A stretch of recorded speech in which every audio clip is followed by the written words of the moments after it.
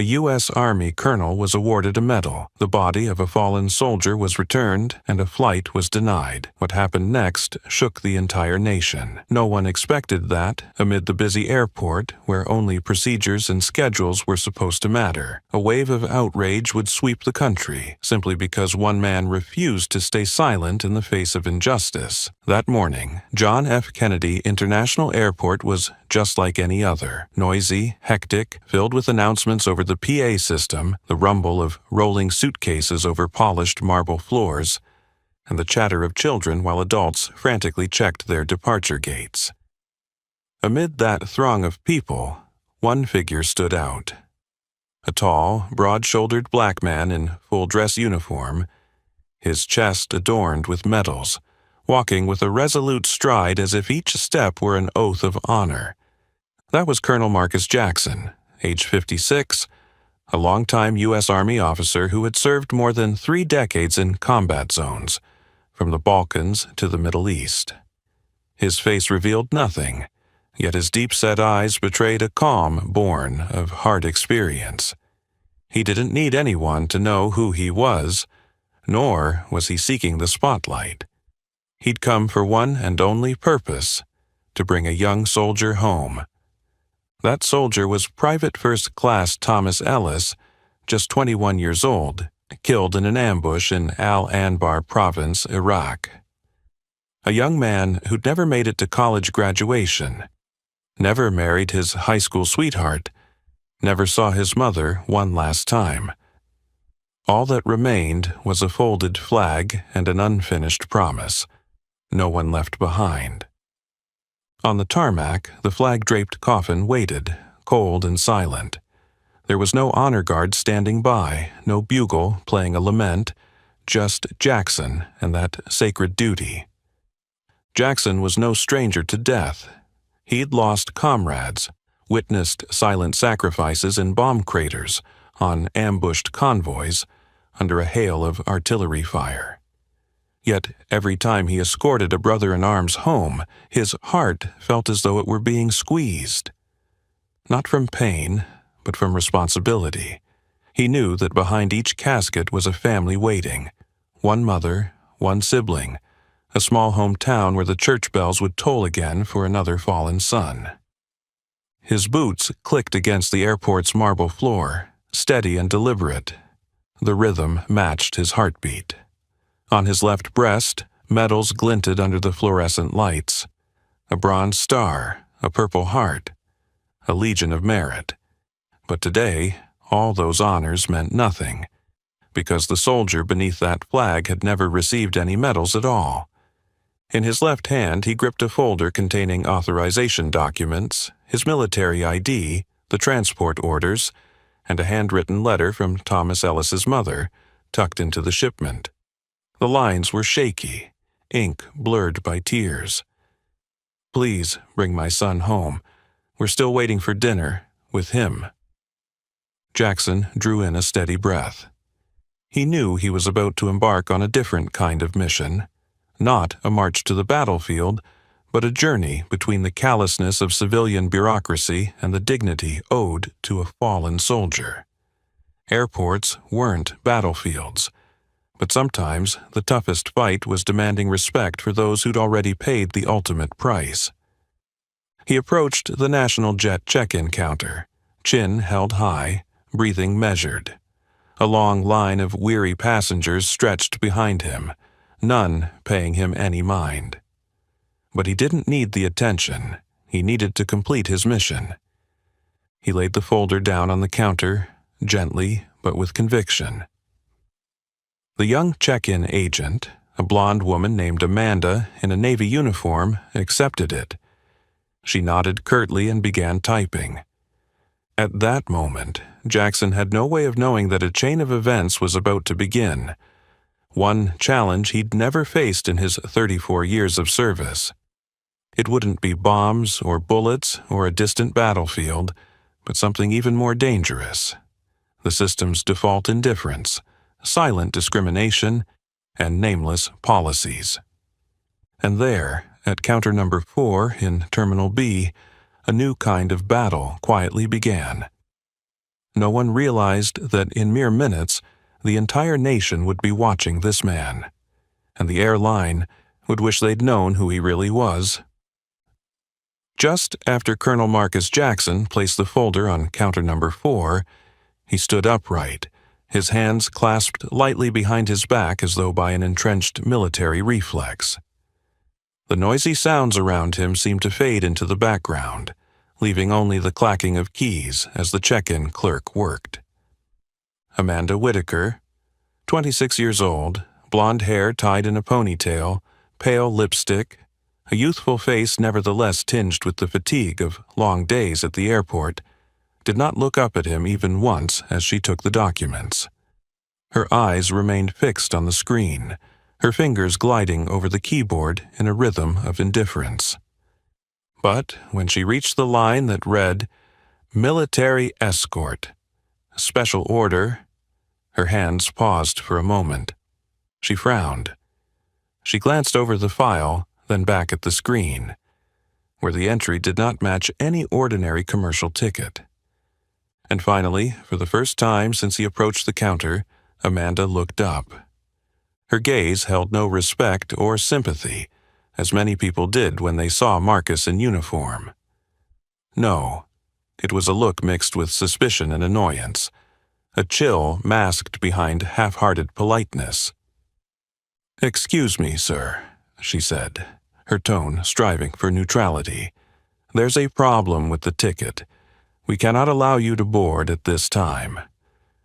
Those words struck Marcus like a cold blade slicing through the air. He tilted his head slightly, his eyes hardened, but his voice remained calm. "I'm on official military duty. This is the body of a fallen soldier. All procedures are in order." Amanda did not reply immediately. She just gave the screen a quick look, then turned to a male co-worker seated farther inside, leaning in to whisper something. Mumbled too low for anyone to hear, the co-worker nodded slowly, casting Marcus a fleeting glance, the kind you give someone when you've made up your mind before hearing the truth.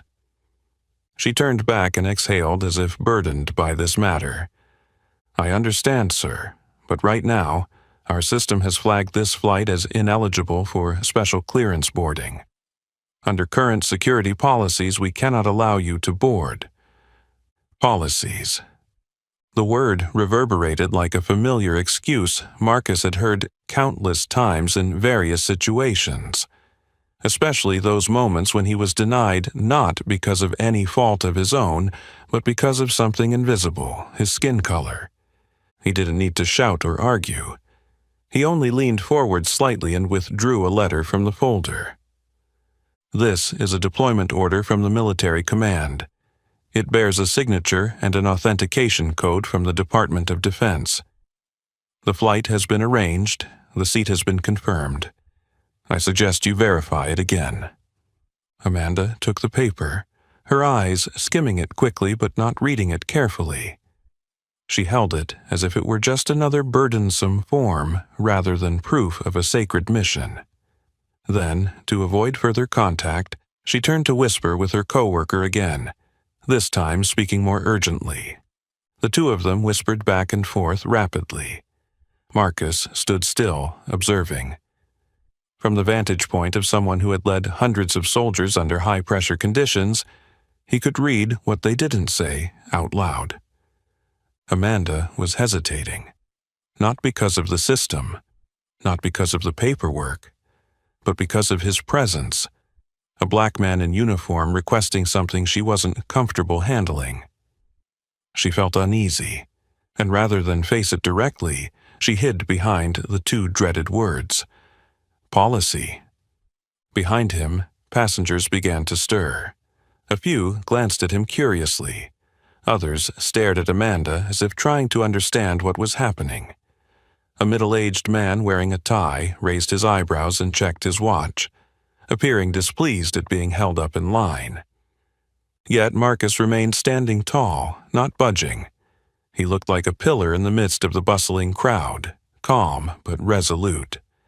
After a moment, another man emerged from the back area. His name was Walter Greeley, roughly in his early 50s, slightly stooped, wearing a name badge that read Operations Supervisor.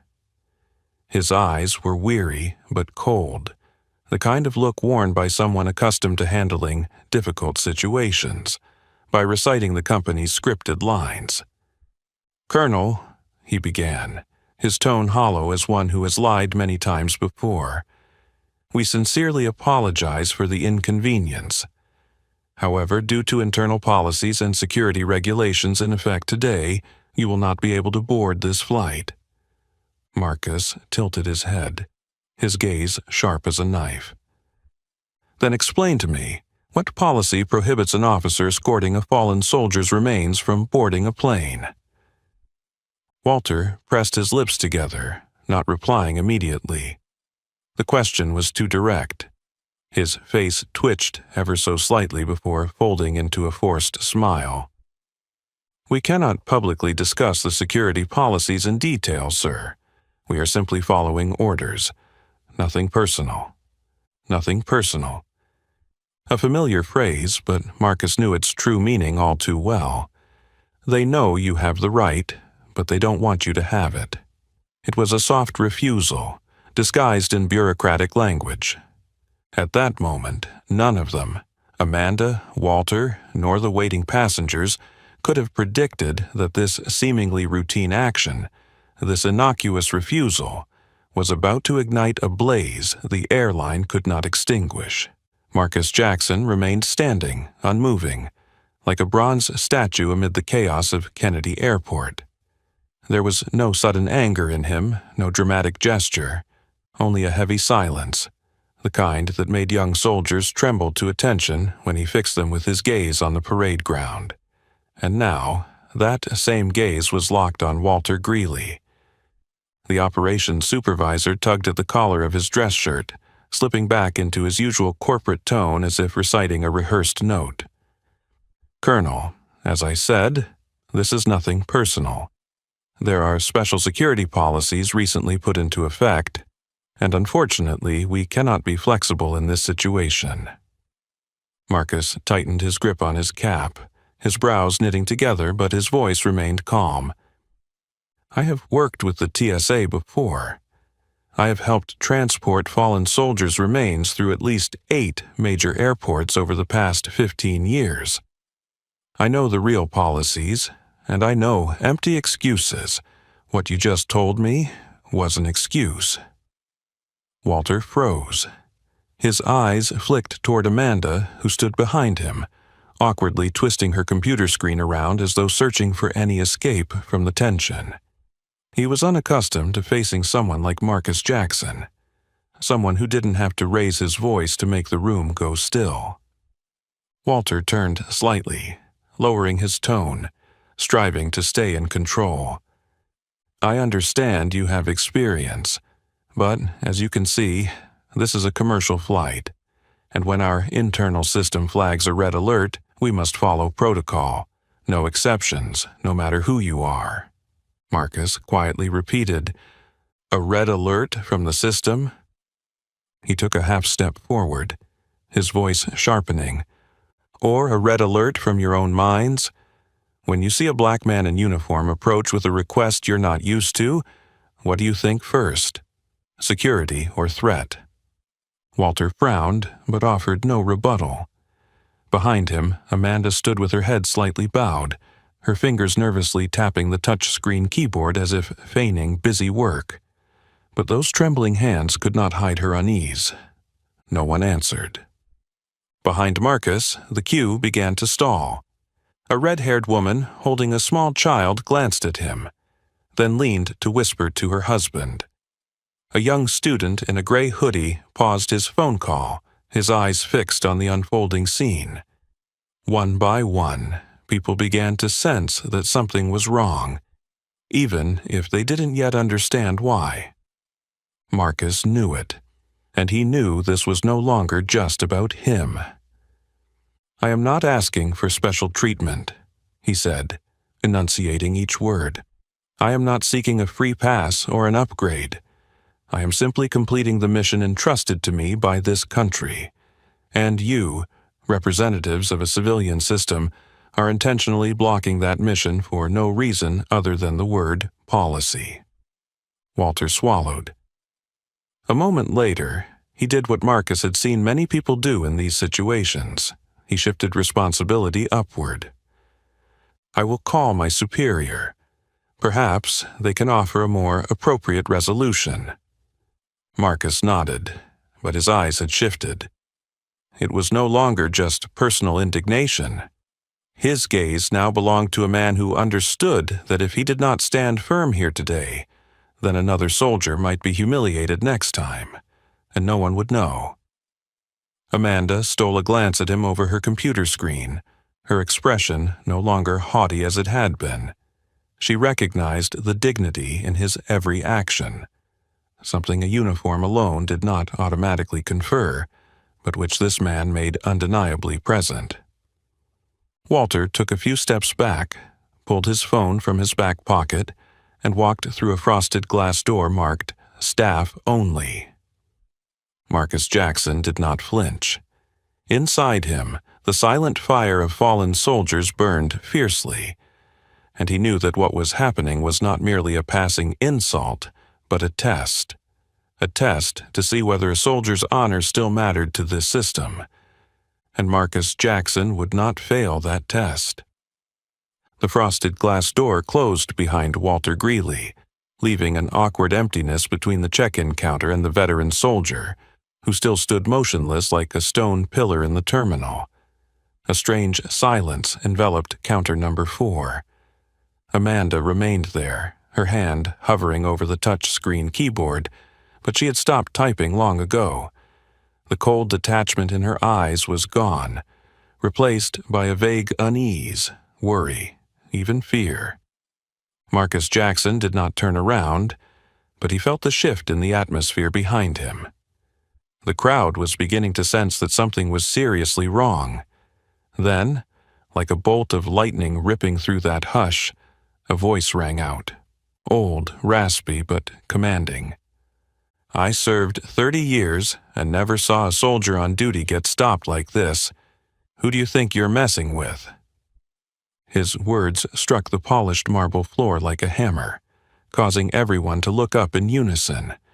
The voice belonged to an older man, his beard flecked with gray, wearing a U.S. Marine Corps cap. Though his age was obvious, he stood ramrod straight. On his chest was a row of faded ribbons. This was Charles Baker, a former Marine who had fought in Vietnam.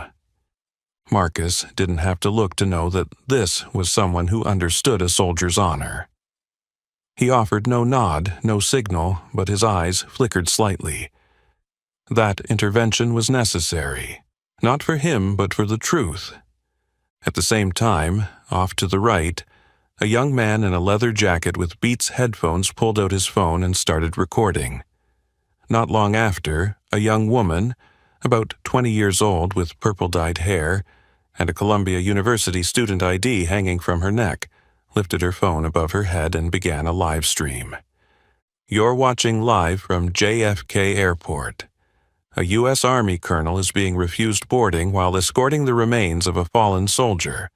What on earth is happening here? Her question, carried by her phone's speaker, was clear and sharp as a blade. People began to turn, curious, then stunned. A middle-aged woman, holding a sleeping child on her shoulder, stepped forward, looked at Marcus with sympathy, then leaned to whisper to her husband. The man drew out his phone and started filming too. The atmosphere in the domestic terminal of Kennedy Airport was no longer mere everyday bustle. It had become a silent arena. Gazes that had been indifferent shifted to open attention, then to outrage. Phones now bore witness. Every recording, every tweet jabbed at the mask the system was desperately trying to maintain. Amanda swallowed, her eyes darting toward the frosted glass door, where Walter still had not returned. She seemed on the verge of running after him, but was held back by the weight of Marcus's presence behind the counter. He said nothing. He understood the power of well-timed silence, and this time he would let others speak for him. Charles Baker stepped forward, his eyes shining, his voice resonating through the area. When I was young, we were taught that anyone in uniform represents the nation on the battlefield, and this country, at the very least, can give them a decent flight home. Now you're telling me even that's gone? A few weak yeahs echoed from the crowd, then grew stronger. A white woman in a denim jacket spoke up, her frustration audible. If he were a white soldier, would you treat him this way? Her question rang like a call to conscience. The stark truth was laid bare. No one needed to elaborate. What had begun as a mere paperwork snag had become a symbol of discrimination. Invisible but unmistakable. Amanda's hands trembled as she reopened the booking interface and typed Jackson Marcus L. again, as though searching for hope in the system. But the message, flagged for internal security review, remained glaringly red. Now she realized that the red flag hadn't come from the computer system, but from the biases embedded in her workplace. The frosted glass door behind remained closed. Walter had not yet returned. But the fight had begun, and this time Marcus was not alone. The air at the JFK check-in area suddenly felt as if all the oxygen had been sucked out. An invisible energy began to rise, seeping into every gaze, every breath, every movement of people who, moments before, were strangers. Then, like a spark igniting a dry forest, a small action started to set everything ablaze. A white woman with wavy brown hair, about 24 or 25 years old, wearing a crossbody bag and holding an iPhone 13 Pro Max, stepped toward Marcus. Her face was tense, her eyes shining with indignation. On her collar was the logo of a non-profit organization dedicated to protecting veterans' rights. "Excuse me, they're not letting you board?" she asked quietly, but her eyes were steady. Marcus nodded shortly, his voice low and measured. "That's right." Without hesitation, she turned her screen toward the crowd. In the frame was his calm face, his uniform immaculate, and behind him a growing line of onlookers falling silent. "Everyone, you're watching live from JFK," she raised her voice, choosing each word carefully. "A Black Army colonel is escorting a fallen soldier's remains, and they're refusing to let him board with no valid reason. No system error, no security threat, just policy. So where's the justice?" In less than a minute, the number of viewers spiked. Heart, anger, and outrage emojis flooded the screen. Comments popped up one after another. "Waff? Why are we treating a hero like this? Somebody call the media. Tag at CNN, at Fox News, at MSNBC right now." Behind Marcus, a young white man in a gray hoodie with a laptop backpack also started live streaming in a furious tone. "I'm here live at JFK. National jet staff just refused to let a soldier on duty board, just because of some internal security policy. No one will give any clear explanation. This is wrong, and people need to see it." Amanda, standing behind the counter, gripped the edge of the desk until her knuckles went white. She could no longer contain the fear coursing through her like electricity. Phones were being raised everywhere, turning into weapons of witness. Now, every second that passed became damning evidence. A middle-aged black woman in an olive-green jacket stepped closer to the crowd. She didn't speak, she simply live-streamed, tears welling in her eyes. In her video, Marcus's face appeared clearly, a symbol of calm in the eye of an unfolding storm of injustice. And then it happened. A tweet, the first from Lily, the young woman who started the first live stream, was shared. At Lily writes, "Now, a Black Army colonel, in uniform, escorting a fallen soldier's remains, was just denied boarding at JFK by National Jet Air. No cause, no respect." Let him fly. Honor our soldiers. Beneath it was a 35-second video showing Marcus standing still, Amanda looking flustered, and former Marine Charles Baker's clear voice, "Who do you think you're messing with?" Less than 10 minutes later, that tweet had 12,000 retweets. A reporter for The Guardian quoted the video with this comment, "Unbelievable that this is America in 2025. At JFK, a U.S. soldier in uniform was prevented from bringing his comrade home. Let him fly." Hashtags began popping up across Facebook, Instagram, and TikTok. Let him fly. Respect our heroes. Rodas National Jet fail. In front of counter number 4, a half-circle crowd had formed. Passengers no longer moved on. They stood like a silent wall around Marcus. A wordless respect, but louder than any airport announcement. Farther off, an airline technician wearing headphones rushed by, then stopped to look at the unfolding scene. He pulled out his phone, scrolled quickly, and his eyes widened. The story was already on Google News. Amanda took a step back.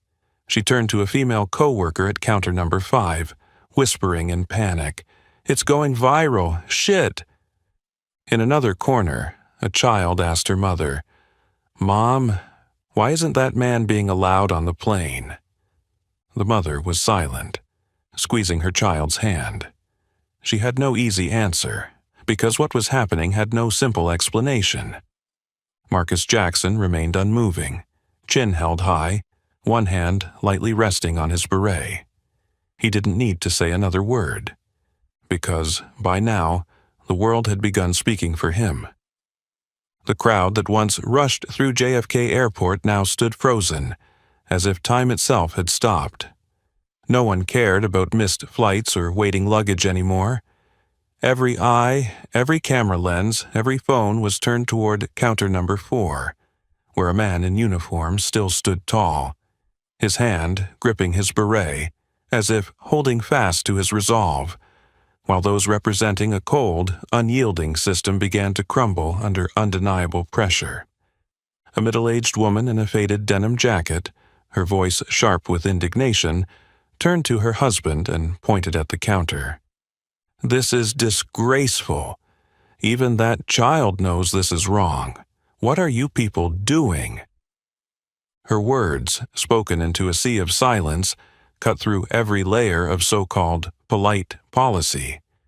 No more doubt, no more hiding. This was wrong, nakedly, blatantly wrong, and utterly inexcusable. Behind the counter, Amanda could barely stand. Her face went pale, her hands trembling as she tried again to re-enter Marcus Jackson's booking code into the system. But every keystroke felt meaningless. She no longer believed she had any control.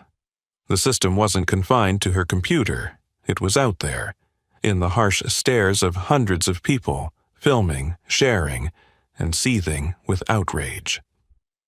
She glanced toward the frosted glass door where Walter Greeley, her supervisor, had walked in a few minutes ago to contact his superior. But the door remained closed and silent. He had not returned. Not a word, not a plan. Amanda was left alone in the eye of a storm. She felt it keenly as voices began to rise from every direction, like ripples spreading across water. "I just saw this video on Twitter. Fox News is already covering it. E-Veterans United just retweeted. There's even a veterans group commenting. Good grief, he's really a colonel, and they treat him this way?" An Asian man in a gray suit, rolling luggage and holding his young son's hand, stepped forward. He spoke with urgency. "I once escorted my father, a World War II veteran, home. I know what that feels like. And now I'm watching this. It's heartbreaking." Amanda lowered her head. She felt completely exposed. Words like policy, security, and internal protocol no longer shielded her. They were nothing but empty excuses, shattering under the storm of truth.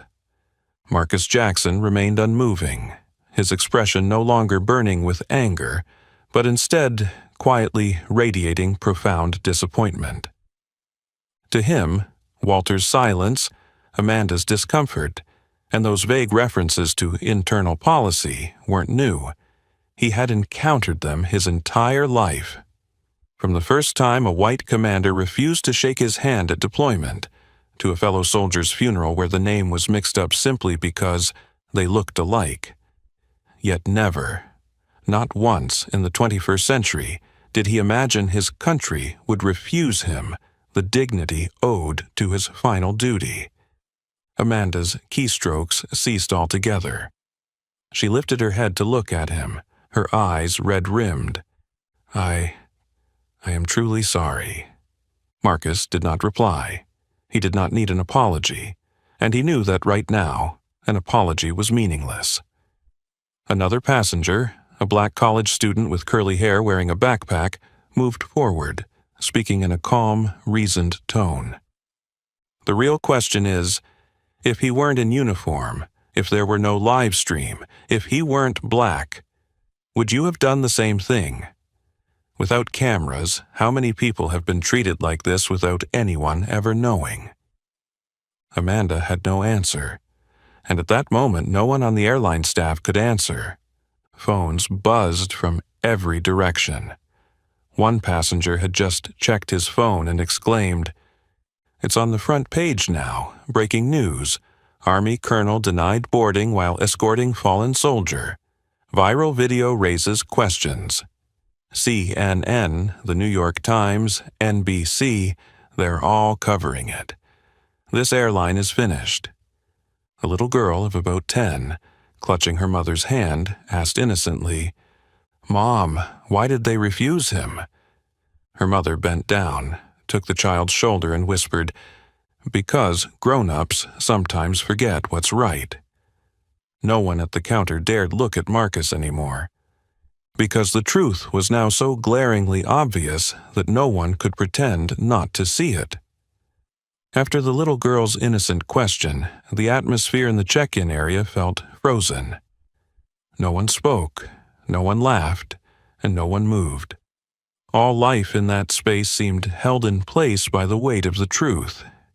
And then, in that seemingly endless silence, Charles Baker, a former Marine with weathered eyes and the hardened face of someone who had lived through 2 wars, quietly stepped forward.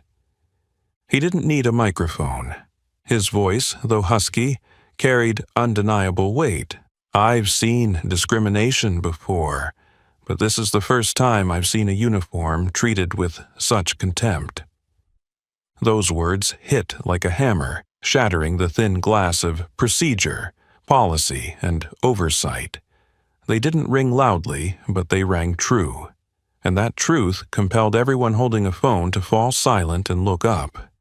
Fingers that had just tapped record paused for a moment, simply to listen. Behind the counter, Amanda bowed her head, her gaze fixed on the keyboard. Each word Charles spoke cut into her mind, slicing away any defense. In her head, there was no longer a booking system, no internal codes, no HR interface. Instead, there was the face of Marcus Jackson, unyielding, unruffled, yet somehow making her feel utterly ashamed through his silence alone. A middle-aged white woman in a business skirt, wearing the badge of a major financial firm, spoke up loudly. "He's a military officer, not a troublemaker. If you keep blocking him, I'll call my lawyer right now." A Latino man in an airport uniform quietly removed his gloves, stepped up to the counter and said softly, "I served in Afghanistan. I know that look. The look of someone being humiliated yet refusing to break." Those isolated voices began to connect, like small streams converging into a powerful waterfall. A wave of outrage spread, leaderless, unorganized. When people perceive injustice, they can't stand idly by. Marcus Jackson, still standing at the center, surveyed each face around him. In his eyes, for the first time, a glimmer of emotion surfaced. not because he needed them to side with him, but because they chose to stand up for what was right. Just then, from a distance, a technician ran up at a frantic pace. He reached the counter, leaned in to whisper to Amanda while holding up his phone. "It's straight on CNN. Fox is covering it too, and there's a tweet from the National Veterans Organization. They're calling this the Airline's disgrace." Amanda looked as if she might collapse. At that moment, a group of 3 young men, apparently students, standing near a boarding gate joined in. One of them held up an iPad, displaying the viral tweet, "Breaking, U.S. Army Colonel denied flight while escorting fallen soldier. The world is watching. Let him fly. Honor our soldiers." Conversations rippled outward to the neighboring gates. Check-in agents at counters 6 and 7 looked over anxiously. Some began making hushed calls, hurried and tense. Then, the biggest signal appeared. A man standing near the boarding gate, wearing a badge from the veterans of foreign wars, made a call in the middle of the crowd, his voice cold and resolute. "I don't care which airline this is. If this isn't resolved in 10 minutes, we're going to do more than just post about it." At that moment, Walter Greeley finally pushed open the glass door and emerged. But his face had completely changed. No confidence, no sense of command. Sweat beaded on his brow, his collar was rumpled, and he still held his phone, call not yet ended. He was trapped between 2 waves, the explosion of truth coming from outside and the collapse happening within. But before he could say a word, Marcus turned to him. He looked Walter squarely in the eyes. His voice was low, each word sharp as a military command. "You don't owe me an apology. Apologize to that soldier lying out on the tarmac, the one you refused, not with your words, but by turning your back and staying silent." The entire terminal fell into hushed stillness. And in that rare moment everyone felt it. The truth no longer belonged to the person holding the microphone. It lay in the eyes of those who bore witness. Immediately after Marcus Jackson finished speaking, his words cutting through Walter Greeley's thin veneer like a blade, the entire terminal fell into a stunned silence. No one applauded, no one cheered, yet every gaze remained locked on the man in uniform, as if they had just heard a new oath, not from the Pentagon, but from conscience itself. Walter tried to maintain his composure, but his face went pale. His eyes blinked rapidly, as though searching for solid ground amidst an invisible collapse. Before he could say a word, a security officer, young, tall, athletic build, wearing a dark blue uniform and a name tag reading Brian Simmons, stepped forward, his expression serious, phone in hand with a video already queued up. "You need to see this," Brian said quietly but firmly enough to freeze everyone standing in front of the check-in counters. Walter took the phone, his face drained of color almost instantly. On screen, a breaking news banner in bold red scrolled across the top. National Jet Airlines refused boarding to Colonel Marcus Jackson, U.S. Army officer, while escorting a fallen soldier's remains. Outrage erupts online. Veterans groups demand investigation. Hashtag #1, let him fly, climbs to #1 nationwide within 22 minutes. Below the banner, the video showed Marcus standing silently opposite Amanda, an excerpt from one of dozens of viral clips circulating on social media. Behind him, passengers formed a circle, many holding phones, some wiping away tears. Walter stiffened, his finger trembling as he scrolled. Comments appeared one after another. "Shameful. Why treat someone carrying out his final duty like this? I'm a veteran. I've never been this angry. If the airline doesn't speak up now, they'll never earn my trust again. Silence rose up like a wall pressing down on Walter's shoulders. He handed the phone back to Brian as if it were scorching hot. But the nightmare did not end there. From the customer service desk, another airline employee rushed over, out of breath and looking sickly pale. "Walter, the CEO's office is calling. They say things are out of control. On the aviation forums, the pilots' union is getting involved too. Some pilots are refusing to fly national jet flights until this is resolved." Amanda, still standing behind the counter, clutched the edge of the desk so hard her knuckles turned white. Messages from the internal system flashed in rapid succession. Level 2 alert. External media swarming the check-in area. Immediate executive intervention required. The entire operational system was beginning to reel. Not because of a technical glitch, but because the truth had slipped beyond anyone's control. Near the boarding gates, a crew member in a silver-gray vest named Michael Torres whispered to a female colleague, "I just got a notice from the Pilots Association. If the airline doesn't apologize and restore his honor immediately, they won't operate any departures from JFK for the next 24 hours. This is huge." Among the passengers, an older couple who had been silent until now stepped forward. The husband spoke, his voice shaky but resolute. "I lost my brother in Fallujah. If someone like him can be treated this way, what has this country become?" Marcus did not move from his spot. He watched the rising waves of indignation, not with triumph, but with the solemn eyes of someone who had seen the truth ignored too many times. But this time, he knew. This wasn't because he'd done something different, but because the people around him refused to remain silent. Meanwhile, Walter backed away toward the information desk, fumbling to return calls. His voice no longer held the authority of a supervisor. It shook, rushed, and tangled. Words like crisis management, media, and suspension hung in the air. From a distance, someone exclaimed, "Look, MSNBC is broadcasting live from the main entrance." A news van with a satellite dish had arrived. In that instant, Walter realized the game was over, and it was no longer in his hands. There was no more spin, no more denial. The system he had once believed would protect him was now collapsing from within. Just as Walter Greeley was fumbling through urgent phone calls, sweat beading on his collar, a figure appeared at the far end of the domestic terminal corridor, standing tall and silent, yet as shocking as a thunderclap.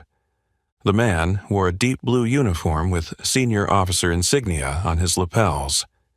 His polished black shoes clicked out a steady march beat across the chaos of the civilian terminal. On his shoulder was the rank of Lieutenant Colonel, U.S. Army, and on his nameplate read D. Thomas.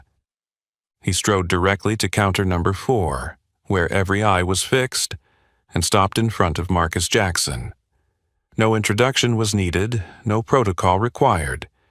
He stood at attention and snapped a perfect military salute. As soon as he spoke, the surrounding noise seemed to vanish into silence. "I am Lieutenant Colonel Daniel Thomas, representing Army Command from the Pentagon.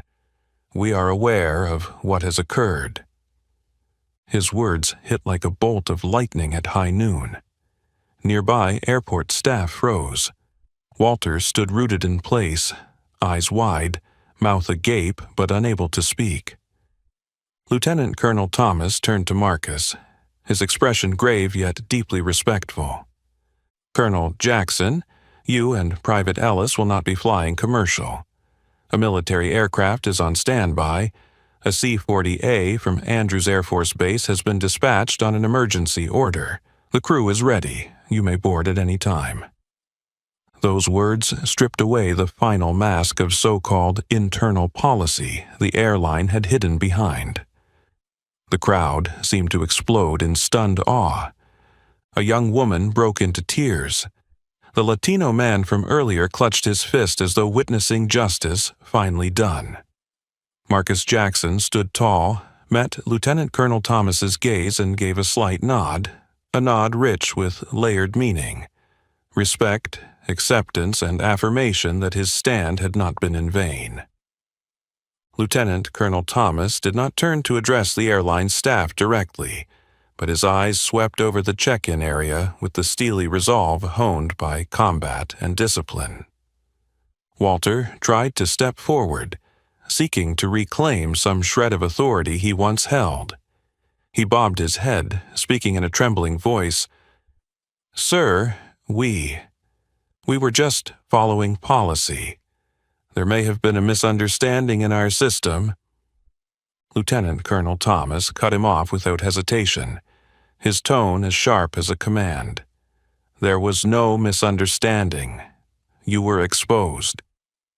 He then turned back to Marcus once more. "I have orders not only to assist you, but to ensure this entire matter is escalated to the highest level. No one has the right to dishonor a soldier carrying out his final duty." The hush in the check-in area became almost tangible. Amanda, her hands still hovering over the keyboard, but now withdrawn into trembling fists, seemed ready to melt into the floor. She had once believed that a smile and obedience to protocol would keep her safe. But now, faced with a representative of the Pentagon and a wave of national outrage building behind her, she realized passivity is never harmless. A phone rang nearby, then another, then a third. A passenger had just pulled out his phone and whispered to the person next to him, "Fox News has confirmed it. The government is involved." A CBS reporter, sporting a jacket with the network's logo, had managed to push into the crowd. Her camera was rolling and her microphone extended, but Lieutenant Colonel Thomas paid neither camera nor reporter any heed. He simply added one final statement before dipping his head in salute to Marcus again. "Colonel, the crew awaits you at runway 18R. Whenever you're ready, we can depart." Marcus Jackson took a deep breath. He scanned the crowd with quiet dignity, acknowledging each person by sight. Charles Baker, the veteran who had spoken first. Lily, the young woman live-streaming. Brian, the security guard who had provided irrefutable evidence, and the many others who dared to stand still, refusing to hurry along as though none of this concerned them. No one knew that, in that instant, Marcus felt something more important than honor. It was the community's awakening, a resistance that required no weapons, an alliance with no commander. He turned back to Lieutenant Colonel Thomas, his voice calm, solemn, warm. "Let's go, Lieutenant Colonel. Private Ellis awaits." The moment Marcus Jackson finished speaking to Lieutenant Colonel Thomas, a hurried voice rang out from the other side of the circle of filming onlookers and gathering passengers. A middle-aged man, neatly groomed hair, wearing a dark suit and a shiny nameplate reading Scott Davis, Director of Public Relations, had pushed past security guards, tugging annoyingly at his tie. He didn't appear like someone prepared to handle a crisis. Instead, he looked as if he'd been yanked from his office into the middle of a battle he never saw coming. Seeing Marcus, he immediately strode forward, raising both hands in an exaggerated display of neutrality and openness, his tone a mix of tension and flattery. "Colonel Jackson, I'm Scott Davis, Director of Public Relations for National Jet. First, on behalf of the airline, I want to offer my deepest apologies. This was simply an unfortunate misunderstanding. No intention to offend, absolutely no malice. It was all just a system glitch." Marcus didn't so much as blink. He stared directly at Scott with a calmness that suggested he'd heard these exact words countless times before, and knew exactly what they really meant. He slowly asked, "A misunderstanding?" Scott nodded quickly, pulling a tissue from his pocket to wipe his brow. Behind him, Amanda and Walter hovered like students caught cheating. Lieutenant Colonel Thomas's presence, the media, the passengers, the live stream, All of it hung over Scott like a hovering blade. Marcus inhaled slowly and then spoke, quietly but loudly enough for the entire area to hear.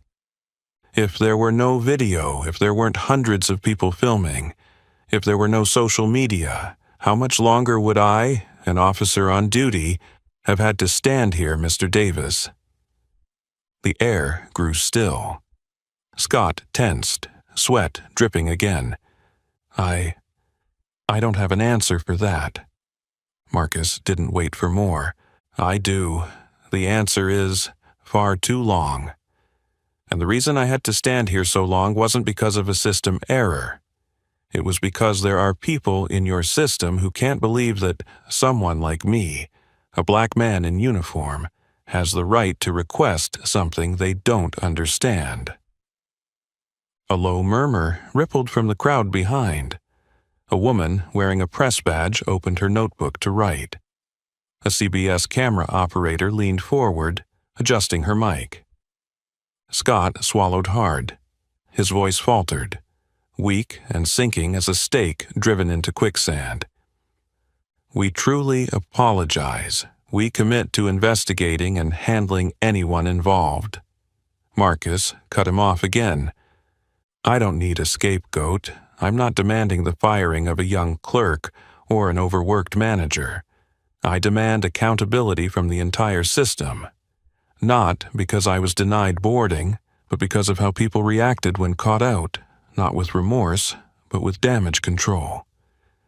Scott had nothing more to say. He just stood there, attempting a smile that fell flat. Next to Marcus, Lieutenant Colonel Thomas remained at attention. He looked at Scott, then gave a slight nod to a young officer standing alongside him. That officer immediately nodded back and pulled out his phone, beginning to take notes. A woman near Gate 9 spoke up. He's right, this isn't a technical error, it's a cultural error, rooted in silence and fear of difference. A college student, live streaming since the beginning, shouted, "What if he weren't in uniform?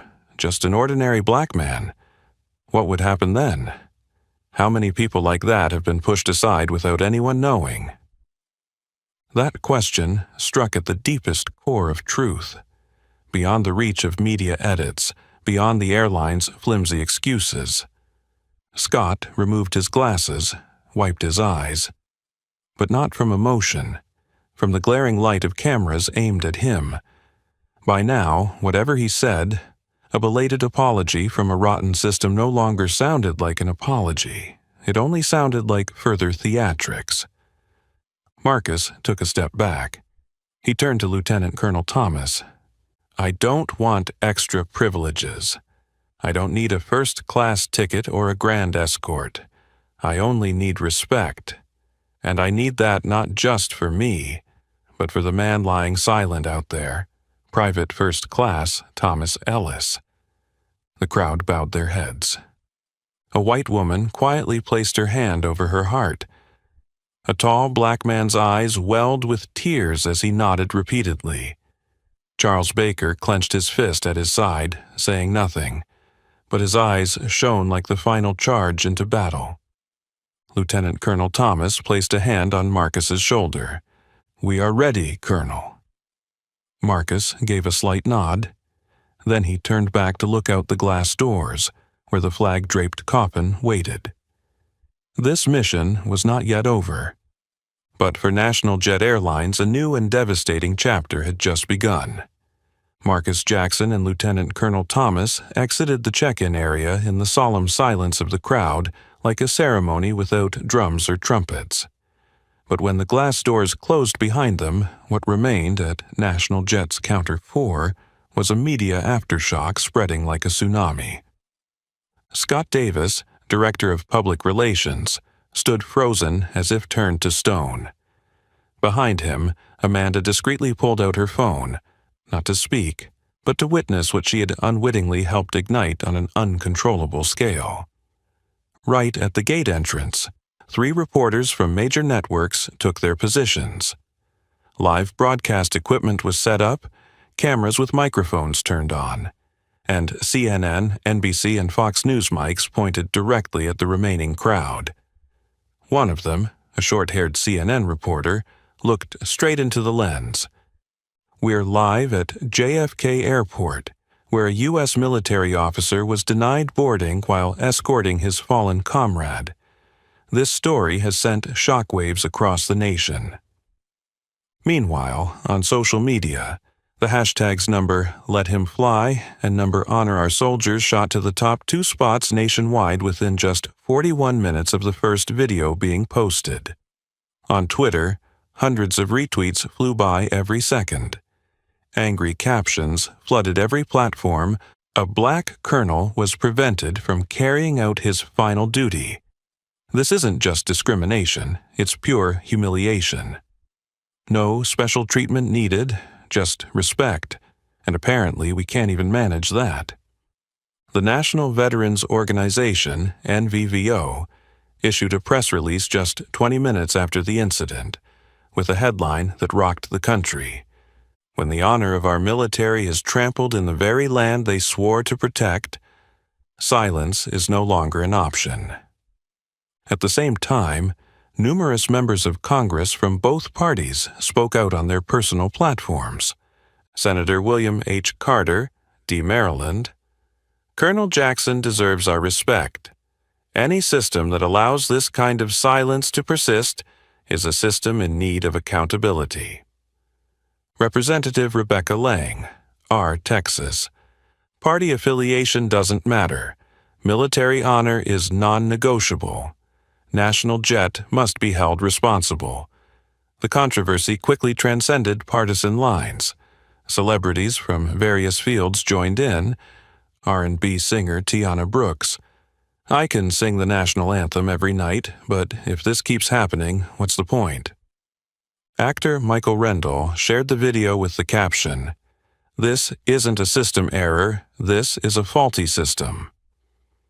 As TV networks continued coverage, the focus shifted from reporting the incident to analyzing the subtle, systemic racism within airlines and the service industry. Afternoon news programs featured expert commentary. Why was a uniformed officer refused without any clear explanation? How many others have been treated this way when no one's watching? Investigative reporters started digging up similar cases, from black passengers removed from flights without cause to military personnel forced to buy new tickets on government-funded trips. An internal National Jet email was leaked, showing mid-level management instructing staff to remain silent and refuse comment until legal guidance. That email became proof that the airline was stalling rather than confronting the issue. The leak spread like wildfire online, further fueling public outrage. Meanwhile, at National Jet's headquarters, executives convened an emergency meeting, but not just to discuss public relations strategy. They were facing the biggest crisis in the company's history. Their stock plummeted 9% in a single trading session. Dozens of customers canceled tickets and publicly vowed never to fly with the airline again. A Reuters reporter revealed that at least 3 military organizations had canceled all domestic transport contracts with National Jet, including an $11 million plus contract from a federal military academy. Amid it all, Walter Greeley and Amanda Whitaker, 2 employees accustomed only to following the protocol, found themselves confronting something they never anticipated. The truth the whole nation was now witnessing. They were no longer nameless cogs in the system. They had become symbols of a culture the public demanded be abolished. When the final video clip showing Marcus Jackson stepping into the military vehicle bound for the runway played across evening newscasts, an emergency meeting was underway on the 23rd floor of National Jet's Manhattan headquarters, in an atmosphere more stifling than ever before. All eyes were glued to the live-streamed market chart on the large screen. The stock price line plummeted as if under sniper fire on a financial battlefield. It wasn't a gentle fluctuation, but a 12% nosedive in just 48 hours. Over $1.3 billion in market capitalization had vanished. The chief financial officer, paler than ever, whispered to the CEO, "Unless we issue an official response by tomorrow noon, the major investment funds will pull out." At the same time, on change.org, a petition titled "Demand National Jet Be Accountable for Humiliating a Military Officer" garnered over 20,000 signatures overnight. In the comments, people called out loudly, "Fire the CEO! Fire the entire executive team! I'm a veteran, and my family will never use this airline's services again." Show them that loyalty is not something they're allowed to trample. Customers canceled tickets en masse. More than 37,000 reservations were dropped within 24 hours, according to leaked internal data. Online booking platforms like Expedia, Kayak, and Orbitz began flagging reliability concerns whenever customers searched for national jet flights. On social media, a nationwide boycott campaign called Number No Fly with Hate was launched. Users changed their profile pictures to a beret icon with the caption, "I stand with Colonel Jackson. I honor Private Ellis." Not only individuals, but also numerous organizations spoke out. The Airline Pilots Association issued a stern statement. "We cannot remain silent when those who pledge to protect our country are humiliated by callous keyboards and indifferent management." The American Legion announced it was terminating all transport contracts with the airline. Some military academies even recommended that cadets avoid using National Jet for both personal and official travel until the airline commits to restoring honor for all service members. Inside the company, crisis calls never stopped coming. Amanda Whitaker, the employee who had been at the check-in counter, was placed on indefinite suspension. There was no internal meeting, no farewell. She was summoned to a private room and handed an envelope containing a single note. "You are placed on leave pending investigation." Amanda walked out of the building with hollow eyes. She did not cry or speak. She only looked up at the sky, the same sky under which she once believed each passenger was no more than a booking code, not a person with dignity and history. Walter Greeley, the mid-level supervisor who had quietly retreated to the glass office and left Marcus to face the system alone, was urgently summoned to the board chairman's office. Insider sources say he was asked to resign voluntarily before being officially terminated. Amid the crisis, the airline's CEO, Joanne Whitman, had yet to appear publicly. But inside the company, she faced harsh criticism for not reacting swiftly. A leaked recording from a closed-door meeting revealed her saying, "We can't let a single incident ruin our entire operating model." Once that remark reached the public, it became the last straw. A small protest began forming outside the airline's headquarters. Veterans carried flags, photos of Marcus Jackson, and banners reading, "He is not alone. Respect our military, or lose all your customers." We will remember Private Ellis. You will never forget this incident. Meanwhile, Marcus Jackson said nothing. He refused all interviews, declined every television invitation. He did only one thing: accompanied Lieutenant Colonel Thomas to bring Private First Class Thomas Ellis back to his hometown in Savannah, Georgia, where his family was still waiting. No speeches, no social media posts. Yet that very silence made the truth resonate more loudly than any statement. Respect is not a privilege, it is a standard. And if society needs a media crisis to relearn that lesson, then the cost we paid was far too high. For 3 days of frantic silence, while the stock kept plummeting, customers turned away en masse, and the media hordes continued their coverage, National Jet's leadership huddled in closed-door meetings, scrambling for a strategy to extinguish the fire they themselves had ignited under their own reputation. Finally, under pressure, they could no longer postpone. Evelyn Grant, The acting CEO stepped in front of a national television camera. A solid color backdrop, no reporters, no questions. Just a one-sided video broadcast filmed at the airline's headquarters and simulcast on CNN, NBC, and YouTube Live. Evelyn wore a white blouse, her face frozen as though expertly made up to show zero emotion. The lighting had been carefully arranged to make her look polished, but not enough to conceal how insincere she appeared. "On behalf of National Jet Airlines," she began, her delivery measured, each word sounding rehearsed from a script. "I sincerely apologize to Colonel Marcus Jackson, the family of Private First Class Thomas Ellis, and the U.S. veterans community. We deeply regret the incident that occurred at JFK Airport." A mechanical pause. Then she continued, not making direct eye contact with the camera. "We are currently reviewing our internal procedures and will place all personnel involved on suspension pending the investigation. This is not how National Jet represents the values we hold dear."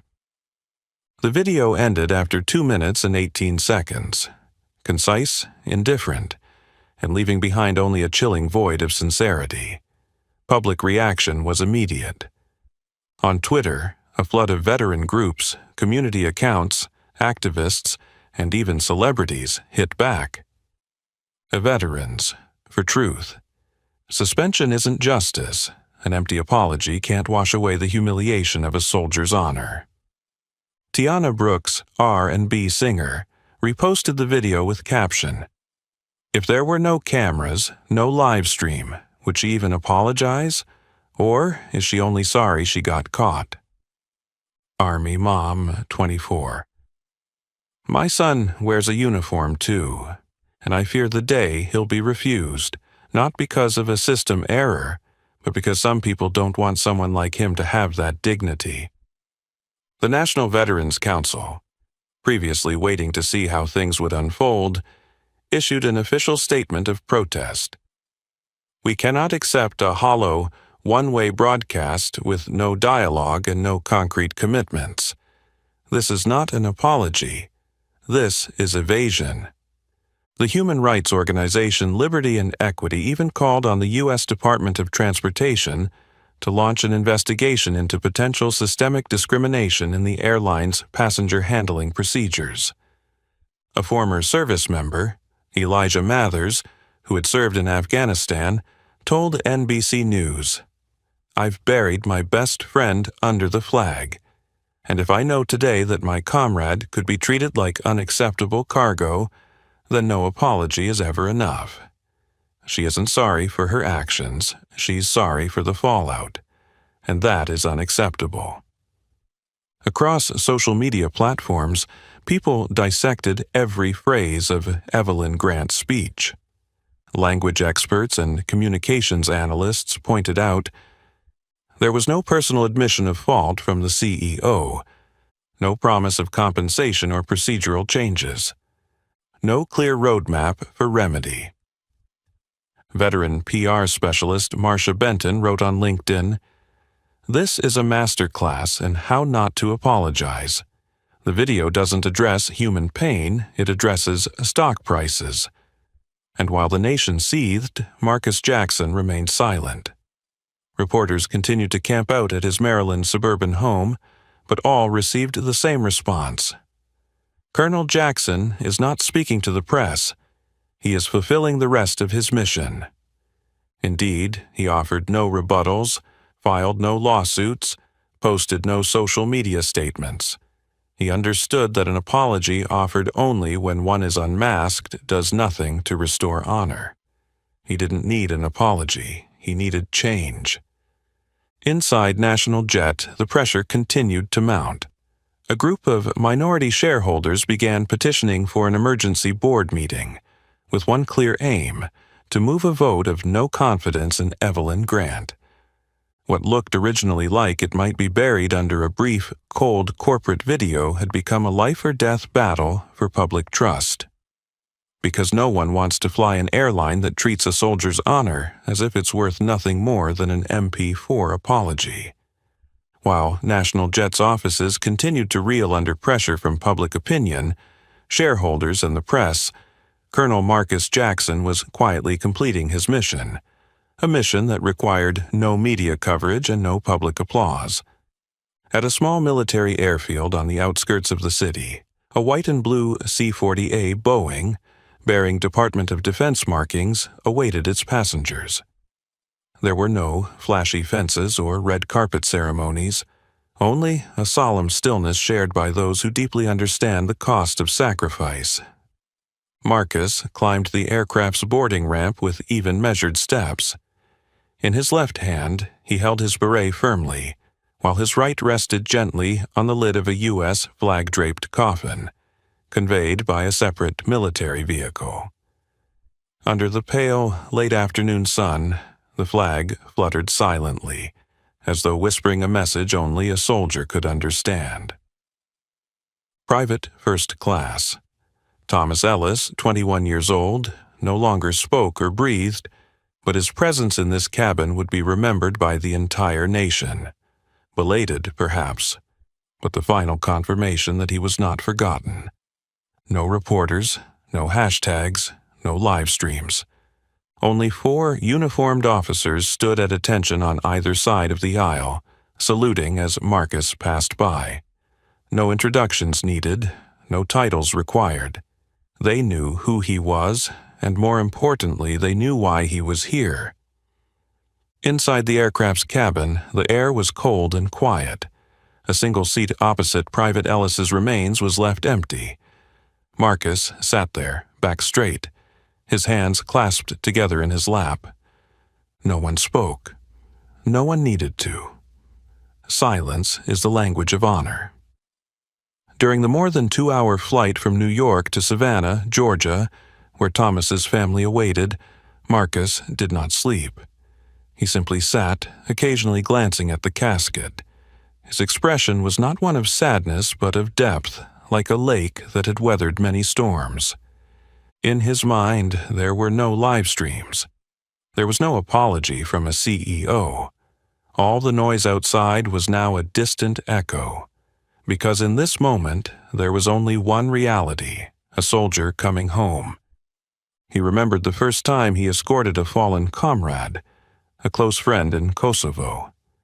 At that time, he was barely in his 30s, still carrying dreams and the belief that the military was a place without discrimination or injustice. But the farther he traveled, the more he understood. No place is immune to prejudice. Only those who stand firm against it can truly defend the value of what is right. And today, he was doing more than bringing a soldier home. He was delivering a sobering reminder to the nation's conscience. When the aircraft touched down at Hunter Army Airfield in Savannah, the sun had begun to dip below the tree line. A military transport vehicle waited on the runway, flanked by a funeral detail. Not ostentatious, but solemn to the point of breathlessness. Thomas Ellis's family, the widowed mother, his sister still in high school, and a grandfather who had served in the Korean War, stood nearby, their faces wet with tears yet brimming with pride. No shouts or rushing steps, only slow, reverent approach as the casket was lowered to the vehicle. Marcus stepped forward, removed his beret, and bowed his head deeply before the mother. A gesture not of ceremony, but of respect. "He did not go alone," he said softly. "He returned with the honor he deserves." The mother nodded, but said nothing. She simply held his hand, firmly, for a long moment. That evening, at the small church where Thomas had attended catechism classes, a memorial service was held.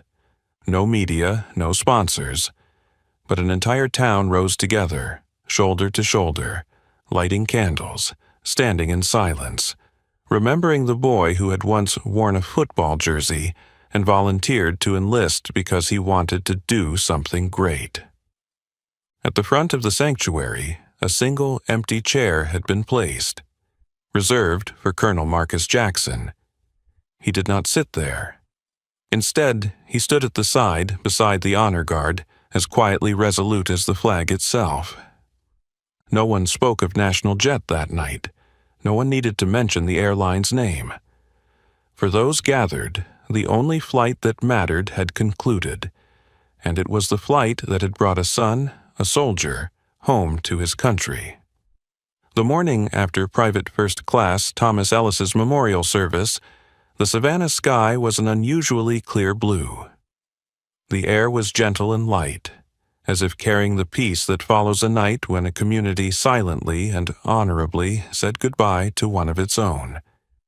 While the media remained flooded with images of protests outside National Jet's headquarters and countless articles analyzing the fallout from the incident at JFK, Colonel Marcus Jackson maintained absolute composure.